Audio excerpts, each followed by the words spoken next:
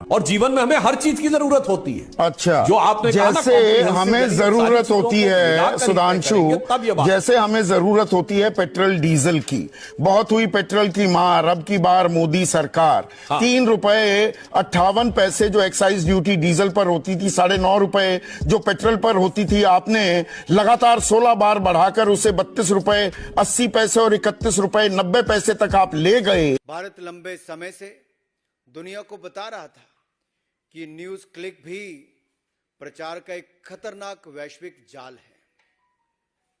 और आज मैं आपको बताने जा रहा हूं कैसे खाली पन्ने की डायरी को आप पलटने की कोशिश करेंगे तो शायद आप ये पाएंगे कि एक ही स्याही के पेन से एक ही तरीके से सारी शायरी गढ़ी गई हो, लेकिन उनके बीच में अगर एक पन्ना खाली हो तो शायद आपकी आंखों में वो जरूर चुभेगा। नमस्कार, मेरा नाम है दुर्गेश मिश्रा, हाजिर हूं एक बार फिर से नए मुद्दे के साथ में। अब आप ये सोच रहे होंगे कि ये एक पन्ने की कहानी क्या है।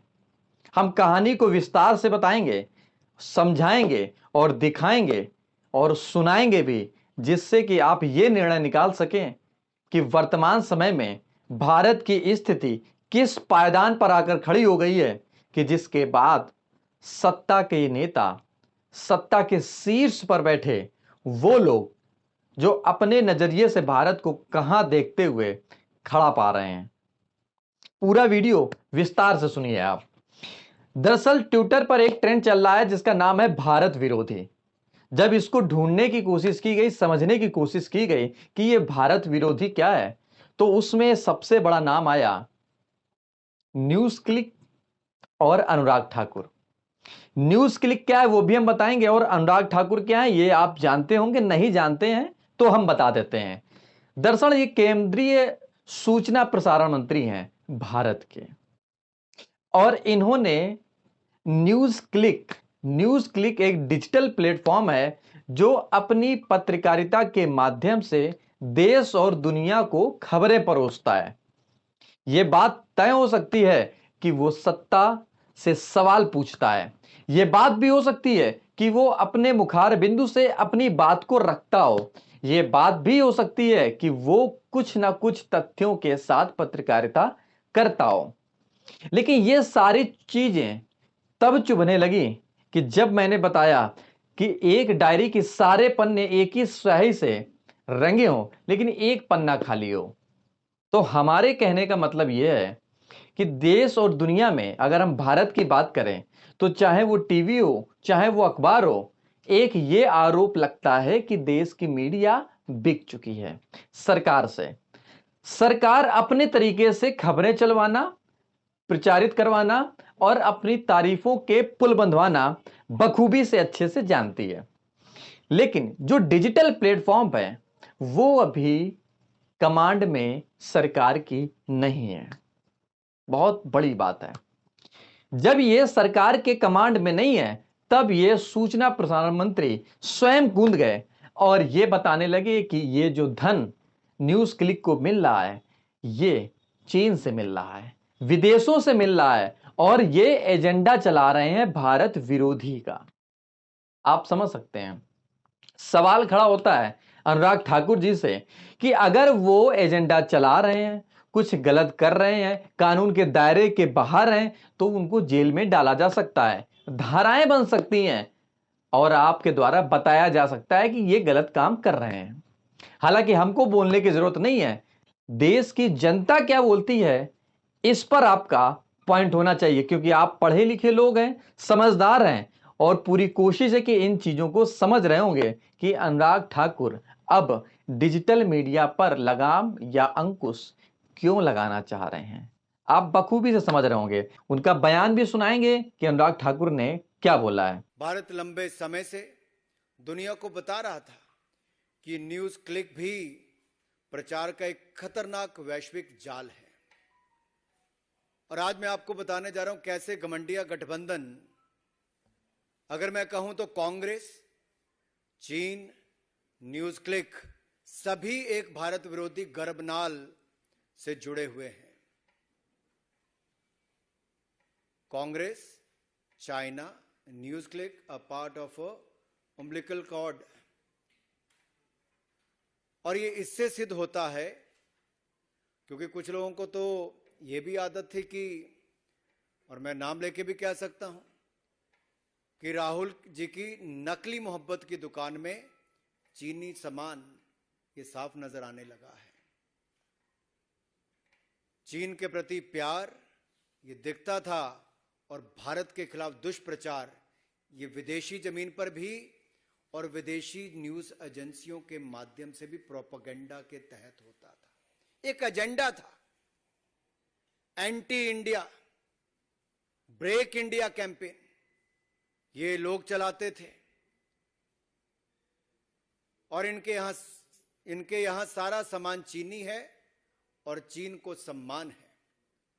और जब मैं न्यूज क्लिक की बात करता हूं तो चीन के द्वारा संपोषित ग्लोबल मीडिया संस्थान जिसके द्वारा ये फंडिंग हुई है, न्यूज क्लिक की अगर मैं बात करूं इसकी फंडिंग की भी, तो जब भारत में इसके खिलाफ जो इसके रेड हुई और वो रेड 5 दिन तक चली, उसमें कहां कहां से पैसा लिया गया, कितने पैसे आए, वो सब जानकारियां भी मैं आपको देने वाला हूं कि क्या क्या उस समय हुआ। उस समय भी ये प्रश्न उठे थे कि आखिरकार ये फंडिंग एकदम से कैसे और कहां से आई। इस वीडियो को सुनने के बाद, देखने के बाद में आपको बड़े अरसे से लग रहा होगा इस वीडियो के कि आखिरकार अनुराग ठाकुर अब खुद मुहिम चला रहे हैं डिजिटल मीडिया, यूं कहें कि न्यूज क्लिक के खिलाफ। अब जरा लोगों की राय क्या है वो आप जानिए। सुनील शर्मा इन्होंने लिखा है कि भाजपा राहुल गांधी के संसद में आने के बाद से फ्रस्ट्रेशन में है, इसलिए उल जुलूल आरोप लगा रहा है। टीवी मीडिया पर कब्जा करने के बाद अब यूट्यूबर पर भी दबाव बनाने की कोशिश किया जा रहा है, पर शायद इनको मालूम नहीं है कि वहां पर ज्यादातर टीवी से निकाले लोग ही तो तब दबाव में नहीं आए तो अब कैसे। यानी कि जो डिजिटल प्लेटफॉर्म पे लोग हैं वो टीवी मीडिया से ही निकाले गए हैं या निकले हुए लोग हैं, क्योंकि शायद उनको उस संस्थान में बोलने की उतनी आजादी नहीं थी, हिमाकत नहीं थी, या यूं कहें कि पूरी तरीके से लगाम लगी थी, क्योंकि चैनल और अखबार सरकार के नजरिए से चल रहे हैं, ऐसा मानना है। लेकिन इसके बाद क्या लिखते हैं लोग, राहुल गांधी की मोहब्बत वाली दुकान नकली है, यह आप कहते हो। कांग्रेस अगर कहे 2019 से नकली सरकार चला रही हो, फिर क्या ख्याल है ठाकुर साहब। तीसरे हैं सैयद मंजार, इन्होंने लिखा है कि सरकार में है आप, कार्रवाई क्यों नहीं करते। इन्हें जेल में डालने के लिए नेहरू जी से अनुमति लेनी है क्या। राहुल गांधी की संसद से वापसी और उनके ऐतिहासिक स्वागत को कम करने के लिए यह बकवास हो रही है। हेडलाइन मैनेजमेंट का यह खेल पब्लिक है, सब जानती है, आपके झोला उठाने का समय करीब है। ये सारी चीजें ऐसी रही कि जब ये करारा जवाब अनुराग ठाकुर को पब्लिक ने दिया है, उसका ये मानना है कि आप जो कर रहे हैं वो ये पत्रकार नहीं कर रहे हैं। पत्रकारिता जगत में एक बड़ा नाम है जिसका नाम है संदीप चौधरी। संदीप चौधरी पहले न्यूज 24 के लिए काम करते थे, लेकिन अब वो एबीपी में आ गए हैं और एबीपी में आते ही ऐसा एक धाकड़ इंटरव्यू किया सुधांशु से, जो कि प्रवक्ता है बीजेपी के, कि वो मानो देश के आम लोगों को लगने लगा कि शायद अभी पत्रकारिता जिंदा है। क्योंकि पहले जो एंकर सवाल पूछते थे बीजेपी के प्रवक्ताओं से तो वो ऐसा लगते थे कि जैसे मानो बिरवेज जी बीजेपी के प्रवक्ता रिश्तेदारी में आए हों, दामाद बनकर के आए हों और बगल में बैठे हैं, उनसे सिर्फ हाल चाल लिया जाएगा, सवाल कतई नहीं पूछा जाएगा। लेकिन ये इंटरव्यू आप देखिए, फिर हम बताते हैं। और जीवन में हमें हर चीज की जरूरत होती है। अच्छा, जो आपने जैसे हमें जरूरत होती है सुधांशु, जैसे हमें जरूरत होती है पेट्रोल डीजल की, बहुत हुई पेट्रोल की मार, अब की बार मोदी सरकार 3 रुपए 58 पैसे जो एक्साइज ड्यूटी डीजल पर होती थी, 9.5 रुपए जो पेट्रोल पर होती थी, आपने लगातार 16 बार बढ़ाकर उसे 32 रुपए 80 पैसे और 31 रुपए 90 पैसे तक आप ले, और वो पेट्रोल के दाम और डीजल के दाम 90 से 110 के बीच बीच में झूल रहे हैं। जो 400 रुपए का गैस का सिलेंडर था वो 1150 रुपए पर मिल रहा है। जो सरसों का तेल कभी 40-50 रुपए पर था 200 रुपए भी पार कर गया।